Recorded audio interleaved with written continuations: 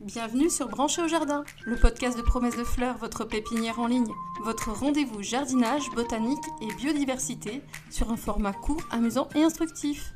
Bonjour à tous, bonjour Olivier. Bonjour Ingrid, bonjour à toutes et à tous.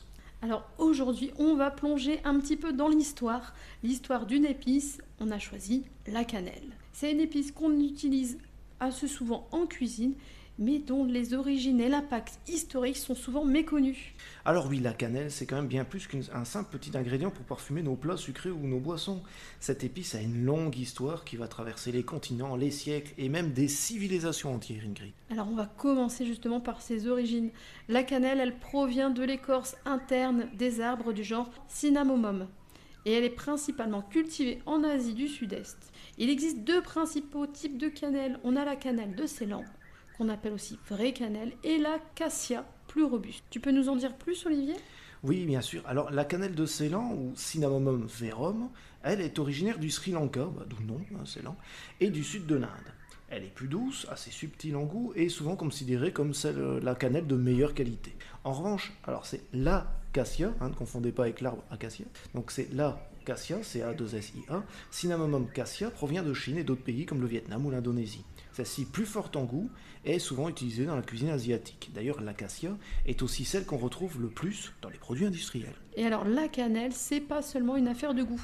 En effet, elle a aussi joué un rôle dans l'histoire. Saviez-vous que, par exemple, en Égypte ancienne, on l'utilisait pour l'embaumement et aussi dans les rituels sacrés. Oui, alors les Égyptiens croyaient que la cannelle possédait des pouvoirs mystiques. Dans l'Antiquité, elle était tellement rare qu'elle valait parfois plus que son poids en or. Même les Grecs et les Romains la considéraient comme un luxe ultime. Pour protéger cette ressource rare et surtout sa source, certains marchands inventaient même des légendes.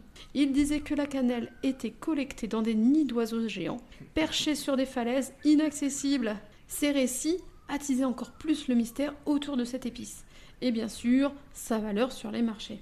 Et c'est ce mystère qui a poussé les Européens au Moyen-Âge à entreprendre de très grandes expéditions pour découvrir les sources des épices, notamment la cannelle. C'est là aussi qu'on entre dans l'âge des découvertes. Les Portugais ont été les premiers à s'emparer du commerce de la cannelle au Sri Lanka, colonisant l'île en 1505 pour avoir un accès direct à l'épice. Puis les Hollandais s'en sont mêlés et leur ont rapidement emboîté le pas.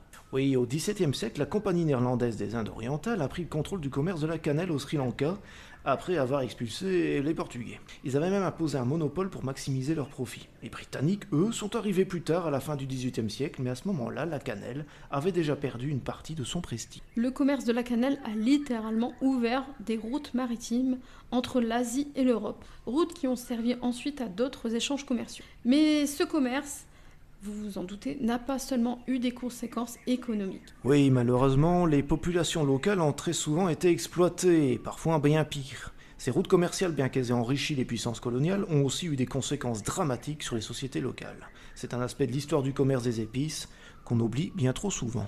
Aujourd'hui, la cannelle est beaucoup plus accessible.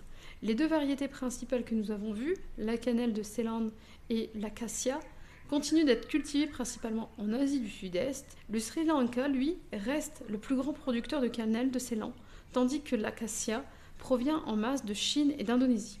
Oui, et même si la cannelle n'est plus l'épice rare et précieuse qu'elle était autrefois, elle conserve toujours une place particulière dans nos cuisines. Et pas seulement pour ses saveurs, on l'utilise aussi pour ses bienfaits médicinaux, avec des propriétés antioxydantes, anti-inflammatoires et antibactériennes. Tout à fait. Merci Olivier, et merci à vous de nous avoir écoutés. Merci de nous avoir écoutés. À bientôt Ingrid, à bientôt tout le monde. Au revoir. C'était Branché au Jardin. À bientôt pour de nouveaux podcasts sur le jardinage et la botanique.